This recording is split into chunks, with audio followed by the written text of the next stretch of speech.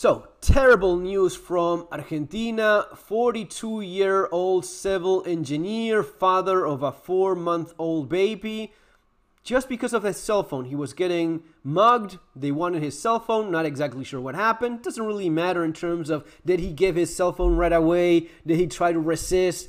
Did they just stab him nonetheless? Well, doesn't matter. Doesn't make any difference, because at some point, someone decided that life did not matter. Just stab, center mass, with the outcome that was, unfortunately caught by the camera. You see the man. There's not a whole lot of blood. There's actually nothing, not a single drop. You don't see a single drop of blood. What you see, though, is a man that is lifting the shirt, knowing exactly where he got hit. It was just once, just one poke with a blade, and that was enough. He walks a little bit, but he's already, not much you can do about that. He just sits down. He says he doesn't want to die. Some of the witnesses there said, I got mugged, I don't want to die, and then he collapses there. So what happened here, terrible. Mariano Barbieri, 42-year-old, is a civil engineer in one of the nicer parts of Buenos Aires, Palermo, the one where you are told to go, which is the nicer part of the city. Well, that's where this happened. Some scumbag decided that, the man's life was worth nothing. Well, there you go. Have a good night. And that was all. Right.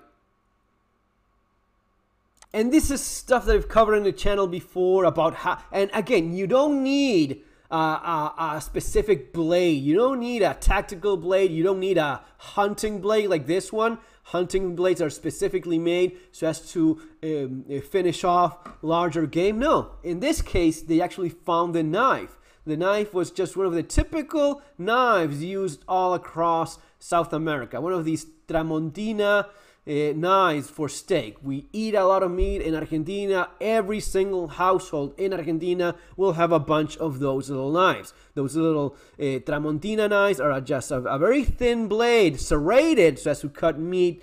And unfortunately, just a 4-inch blade, very thin, very narrow, very pointy. That's all you need. Specifically when you're getting hit here, chest area, a little bit center, a little bit to the left, as it typically would be when someone is right-handed. They're going right there where it does the most damage, and that's exactly what happened here. Again, you don't see a drop of anything. You don't see anything. That's because it's all on the inside. It's all maximum damage. This guy, he got hit in the right.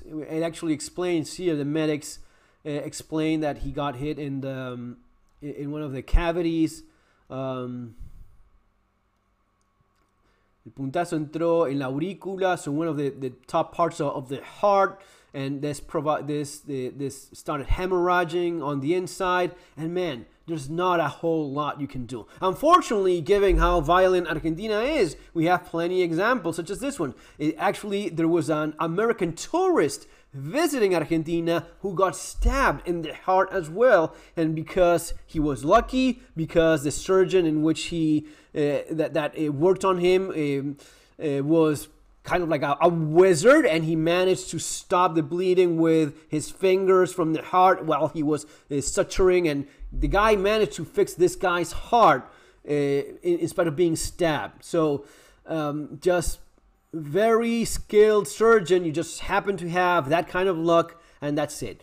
But you're still talking about one of the worst possible places you could probably get hit on with a blade. Man, and when people talk about knives versus guns, yeah, they obviously haven't trained force and force at extreme close distance. If they had, you would know that when it's contact distance, the gun loses to the knife every single time. If it's going to be contact distance, I don't want a gun. I want one of these. Even a blade like this at contact distance will be a lot more effective, because at contact distance, the best hand-to-hand fighter wins pretty much every single time. You just disarm him. You just take away the gun. He doesn't have the room to use that gun to move it towards you, and especially if you're stronger, if you're more skilled, if you know a little bit of fighting, you will beat him every single time. The gun will not make him a better hand-to-hand fighter. It will not make him stronger. Now, if he has a blade, as you know, the blade does not jam, does not run out of ammunition, and whatever it touches, it cuts. And even something like this is a Victorinox knife. It is razor sharp. So anything you start working on, it just messes it up. And you don't need a massive blade. You don't need a long blade. You don't need something like that. Just a small kitchen knife probably will be enough. And this is something that unfortunately works both ways. It works in terms of what I talk about here in the channel, what I cover in my book, which is a lot of this stuff. So keep that in mind. If you have to defend yourself, this kind of thing is terribly effective. It's incredibly effective. If you have a pointy, narrow blade, about 3-4 inches, and you use it in this way, that guy is done. There's pretty much nothing they can do for him, even if you have him in the middle of the hospital. He's pretty much done. It is only when you have a lot of luck that you make it out of that.